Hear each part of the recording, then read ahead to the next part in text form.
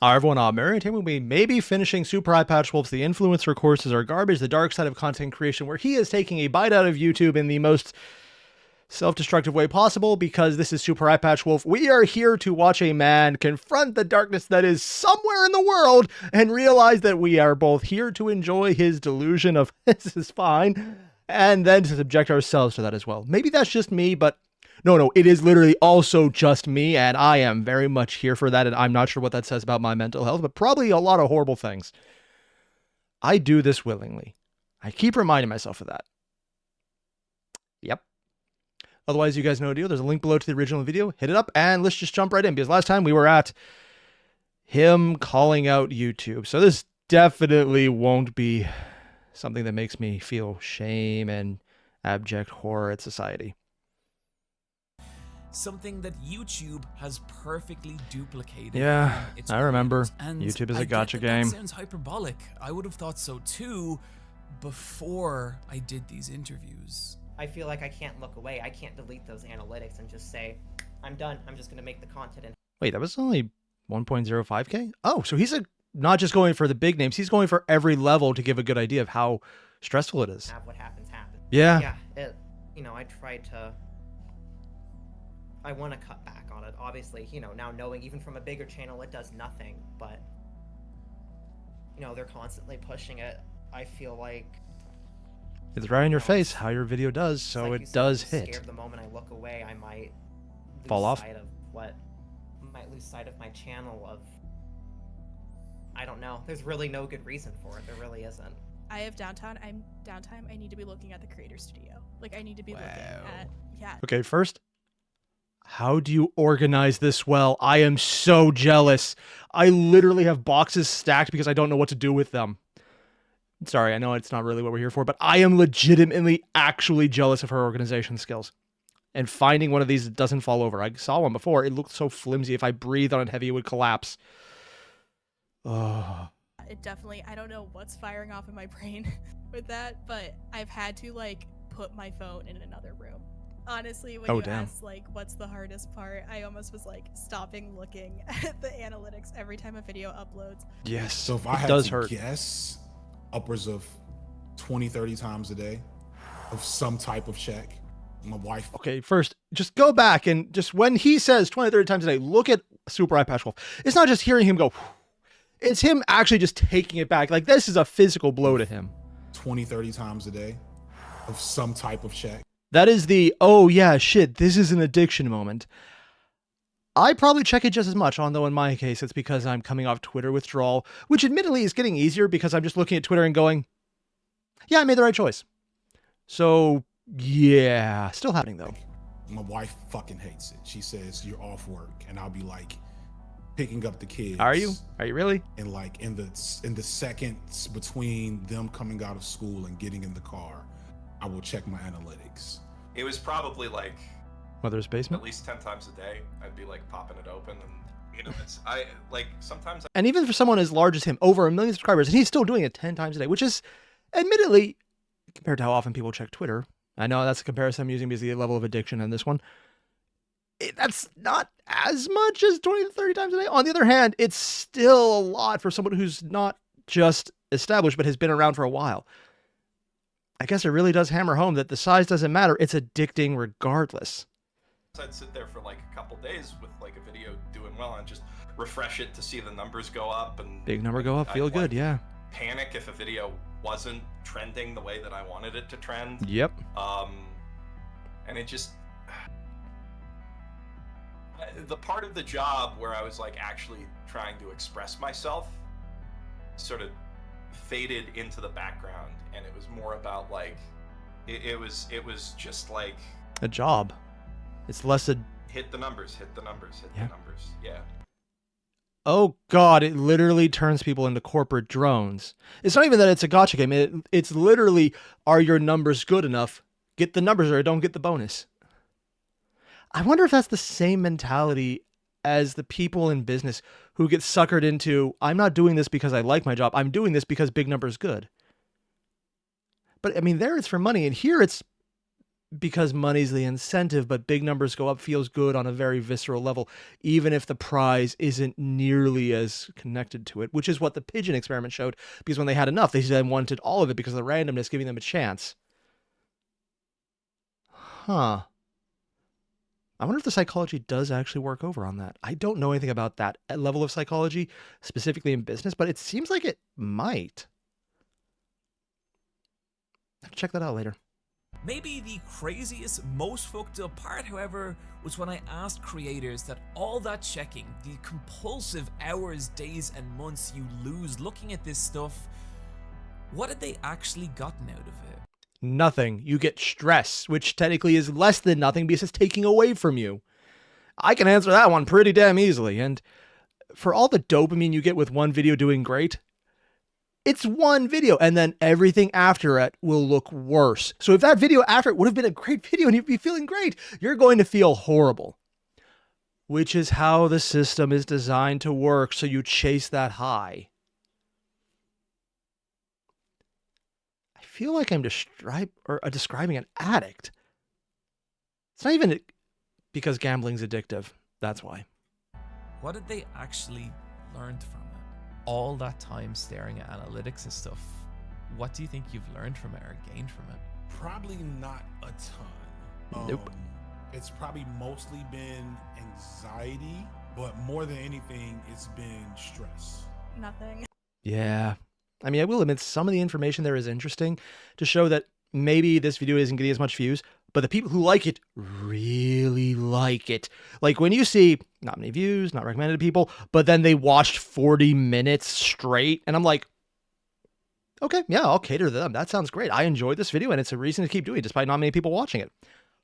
That, I think, is actually very valuable. That's why I keep doing the Star Wars plus 40K stuff.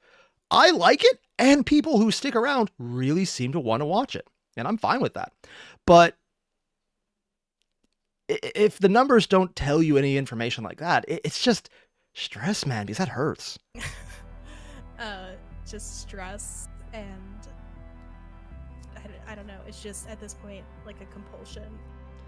I really don't Compulsion's know. probably the completely accurate I wanna term. say I don't think I've gained anything from it. You know, if you were to tell me to, start a new YouTube channel. Just right down here, you can tell this is probably not his first interview. And hearing it from here, like, you heard the smaller channels first, like, okay, maybe that's a smaller channel thing. Then you come to Mother's Basement, who's significantly bigger, and he's just going, size doesn't matter.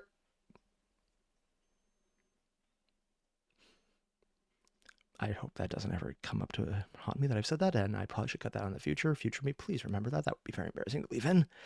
Thanks.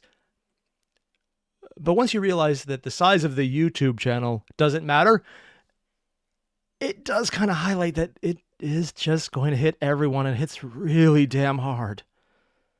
And make it a hit from scratch. I don't know that I would apply anything that the YouTube backend has taught me. I want to say, if you're a young creator starting out on YouTube, Don't download the app. Need to look at this stuff. I have looked at this stuff maybe twice Damn, ever. 35%, and I thought not it was bad. Fucking stupid both times. So this entire funnel YouTube has established that starts with people getting a little dopamine rush for those first couple of dozen views and leads to the obsessive cycles of behavior we've talked about. This is clearly not for the benefit of creators. No, it's for the benefit of their ad wallet. Because as long as you're fighting to make the best video so you can get that dopamine hit, it doesn't matter if you actually enjoy it. Hell, it doesn't even help the videos. You might have an entire series you didn't do because it was great, and it might do great over time, but you need that initial hit of dopamine. It's the initial 48 hours hit. After that, sometimes it changes, but the analytics never reflect that. Who it benefits is YouTube. It Not is the a front page system one. they have facilitated to keep people scared and pumping out content that keeps the platform afloat. Those creators constantly seeking out that validation, that dopamine hit. Yep. And so when I see the dangerous life-risking things people do What for the views, fuck? or the I'm sorry, I had not seen that video before. What? Okay. And that's why he's bringing up these videos. That's why he hammered them in first, because they're toxic, but they're toxic based on a toxic, addictive society. Oh God, it's literally, we live in a society. I hate how that meme is accurate. I was going to make a joke, but then, no, it's not even a joke. It's completely on par. Morally reprehensible garbage people convince themselves is okay when I... Oh God. Did the Pauls get worse on YouTube because YouTube? And he wasn't even the worst one they brought up. see a mother who won't comfort her child whose dog... That one. Yeah, the fake tears. Oh, don't even. I heard about this when it was on Philip DeFranco, and oh my... has just died because she's too busy making him pose for a vlog thumbnail. Come closer for the video. Come closer. Come closer. Come closer. Act like you're crying. Really quick. I am crying. Go like this. No, Mom, I'm actually seriously crying. No, I know, but go like this for the video. These people are clearly in the wrong, but the...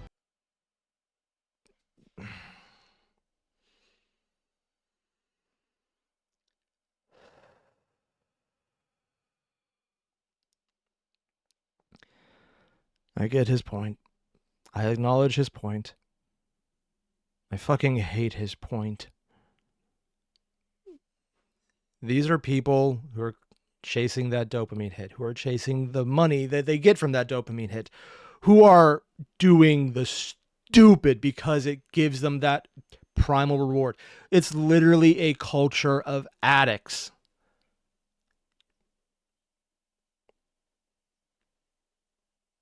And that explains a lot of the stupid shit, because addicts do stupid shit to get that next hit.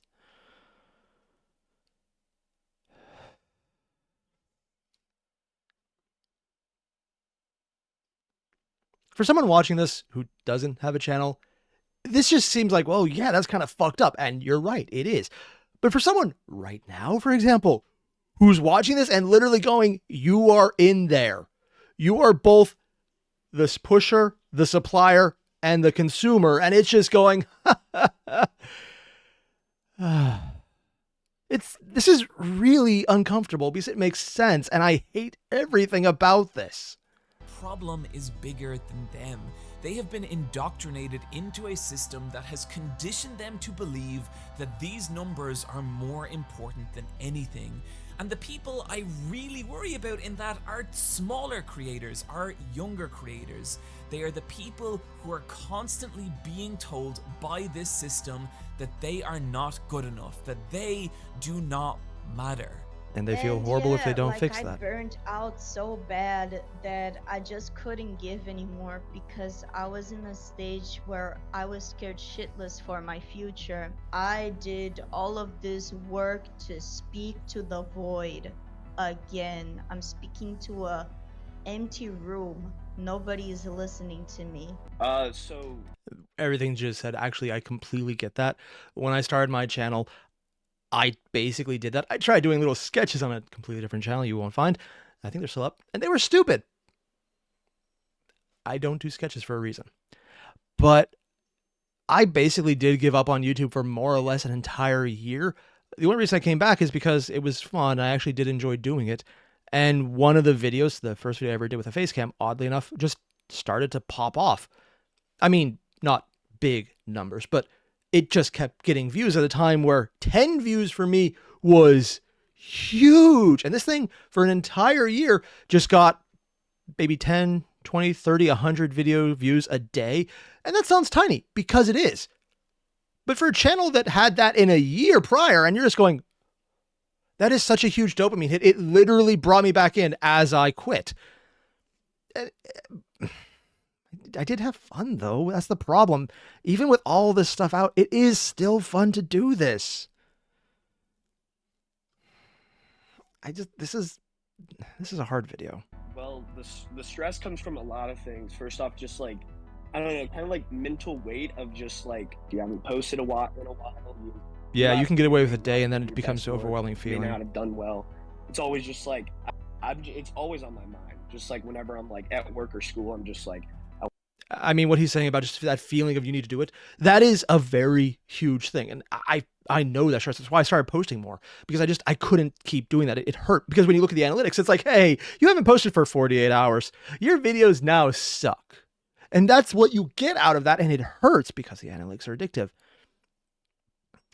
But I mean, it's one of the reasons I kind of like that Views on Holidays crater, because it gives you that out. Well, it doesn't matter what I do. I can make a great video, but it's going to suck regardless. So I can take this day out and I can just have a day for me. And that is, it feels weird that you need that external excuse to do something that you're just allowed to do regardless. I want to because of that pressure. Making videos right now. You give up a lot to do this.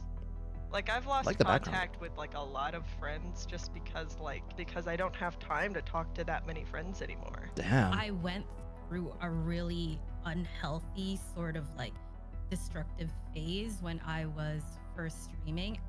There is this just crushing sense of like, if I don't perform constantly and consistently, I'm never gonna be like him or her or whoever. One of the creators that really...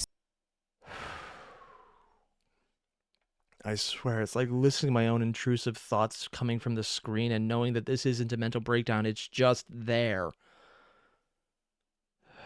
This is... oh, God, man. stood out to me in this regard was the channel I'm LJL, run by Logan. Logan's situation is unusual because on the surface, he's actually doing pretty well. He has a decent following of 36,000 subscribers.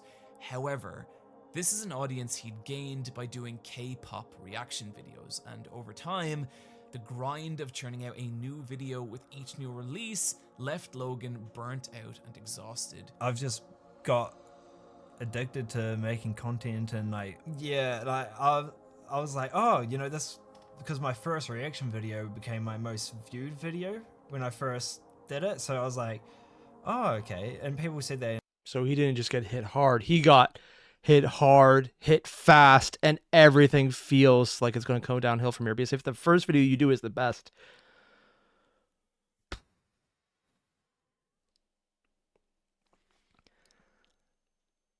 that is a mountain you don't get over. That is... I enjoyed my reactions, so I was like, oh, okay, I'll do a few more and a few more. And it just came to a point where it was just constant and constant, just having to be reacting to new releases as fast as possible, and it burnt me out. And then I was like, this isn't fun. But what he's describing is a loss of passion. It's what happens when you do the same thing over and over again. And even for reactions, which is admittedly easy content, but it requires a lot of emotion. You have to be able to think on your feet. You have to be able to look at what you're doing and do it well. I know there's plenty of people out there who will put on a video, maybe walk away, go, huh, that's cool.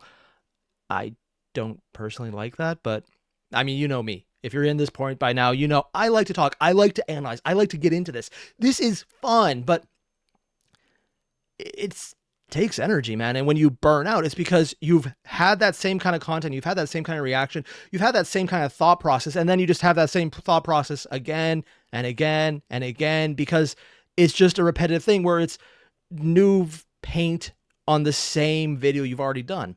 It's one of the reasons I just do random shit all the time. Also because why I like the Star Wars stuff, because it's a bit of an aside. It's different than everything else I do. It's a massive brain refresh. It's why I have content all over the place. I'm not consistent, and YouTube hates that, but it, God, does help. Because if you're doing the same type of reaction, you're looking for the same piece, the same item, the same interesting aspect, but you kind of start to see over and over again, it's kind of standardized. It's what happens to food critics whenever someone is reviewing a type of restaurant. By that first restaurant you come in, it's like, this is great. I love this food. 100 restaurants later, 10 decades down the line, probably more than 100, maybe 1,000 restaurants later, that same food critic who loved that will go into a place and they'll want to not alive themselves because they have seen what they're going to get. They know what they're going to get. They already understand the smell. It is the same damn thing over and over again. You've done it before. This isn't new. This isn't an experience. This is, I see. You put starch in water, boiled it, added soggy tomato, and now I just want to make sure that you never have a job again. And they're vicious, and some people like the viciousness. The food reviewers are kind of crazy that way, and their fans are even more so. It is an actual issue. Not as crazy as children's authors. Romance writer fans? Yeah, okay. Their fans? Very set. Children's writers? Their fans? Great! The people writing it, they scare the shit out of me. But it's that kind of thing. If you're in the same environment over and over again, it wears you down. You need a change. Even if it's just to react to something different. You have to just give yourself some mental stimulation because you're going to see the same beats and hits over and over again. You have to hit a different beat. You have to hit a different tone. You have to hit another interesting point, not just the same one over and over again, because it's not going to be interesting the 100th time you do it. I mean, this is very personal. Maybe it's, again, reactions, and I understand that level of burnout. It's why I do change things up, because God knows, even if you enjoy a video, if you watch it over and over again, even if it's slightly different, it feels like you're doing it over and over again. But the analytics are telling me this is what I should do. Yep. It's getting and YouTube does pigeonhole you in how they recommend focus things. More on bespoke, high-effort videos, and he got really good at making them. Logan's videos are meticulously edited. He comes across as charming and personable. His jokes land, and I don't know anything about K-pop, but his passion is infectious. However, when you burn out, the passion goes down, and the part that really probably built everything up, you can fake a lot of things. Passion, doable, but goddamn hard. Not worth it ever. Despite the quality of his videos, after Logan stopped doing the reaction videos, his view count fell dramatically. And now, after 8 years of being on YouTube, some of his videos struggle to break even 100 views. But still, Logan, despite the protests of his family, really wants this to be his full-time job, and so he has given himself 1 more year to make it on YouTube. 57 views after hitting significantly higher numbers. That, man. I mean, this isn't my full-time job. And that's with significantly higher numbers than that. The amount of stress I would feel with that many views, compounded with it being my actual full-time job. I mean, this is where you call the police to check on if this man is all right. I'm not even joking about this. This is legitimately scary. This is, are you armed? Please step away from the ledge levels. And I'm not even joking about that. That is a level of stress on top of stress, because it's bad enough when it's your hobby that's not doing well. But when it's your job, when it's your livelihood, when knowing that everything is going to change and your world is falling apart because you did something that this unknowable corporation decides wasn't good and you don't understand why, but even if you kind of do, you want to change it, you can't figure out how to fix it. And that is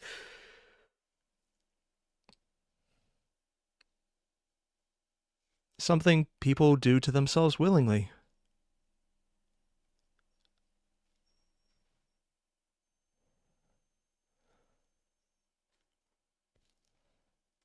And as I spoke to him, I couldn't help feel that the weight of that was crushing him.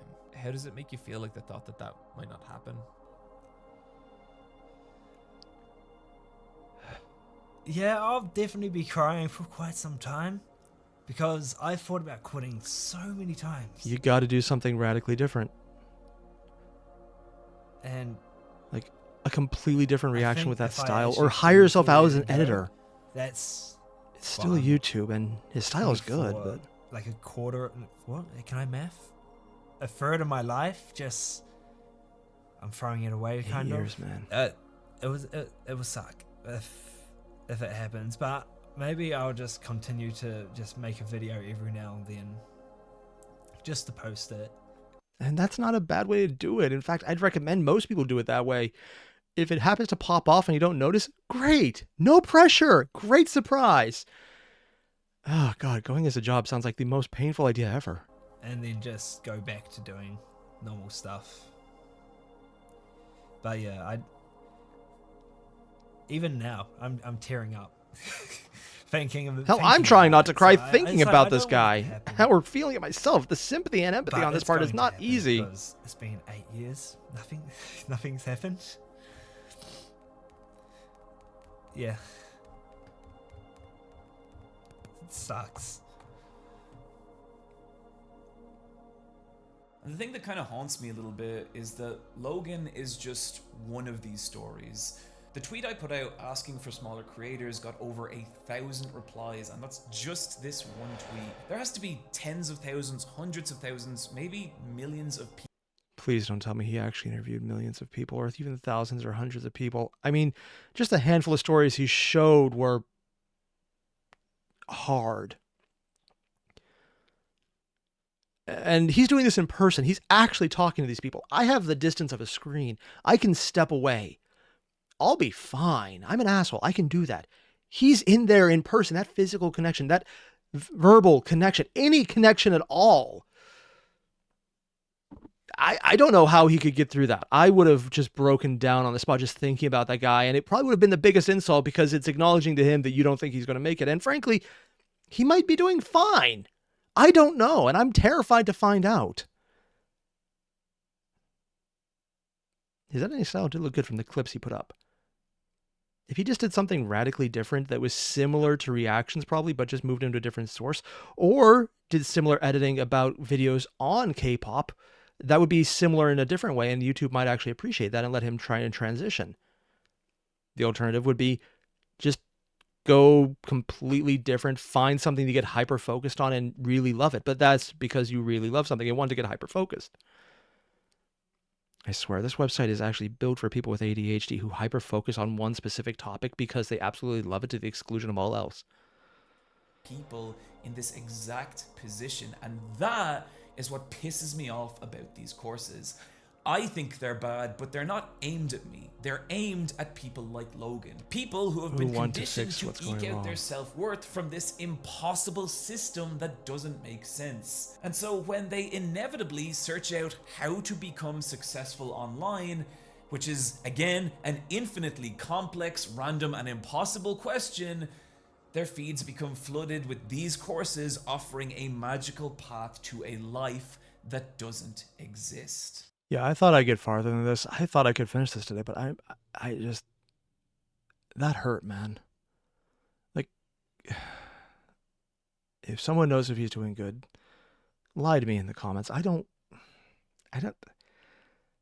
this happened a year ago, so if he's still around, he got what he wanted, but I can't bring myself to check it, man. This hurts. Damn it. I'm going to go hug some kittens, hug my wife, lay down. I knew this would be a rough one. And I was right. And if I'm feeling this right now, I have no idea how the fuck Super Eyepatch Wolf made it through this series of interviews because they sound horrible. Like soul-crushing, reality-destroying, telling your kids Santa Claus isn't real and smiling at their pain levels of what the fuck is wrong. And then realizing you did that without actually understanding because you thought it was all a crazy ass dream. You're like, haha, this is payment for not flushing one time. And then you realize, no, you're awake and you just ruined your kid's childhood because you were an asshole about it. And they now just remember as you the monster who did that. And I'm just sitting here going, admittedly, there's probably times where that's completely justified, and I would do that myself, but that's because I've just pulled up a metaphor that I kind of agree with now that I'm done with it, but also I don't have kids, so I'm allowed to do that. But beyond that, it's a lot, man. I'll finish this next time. I just can't right now. Goddamn. Yeah, it's all the same.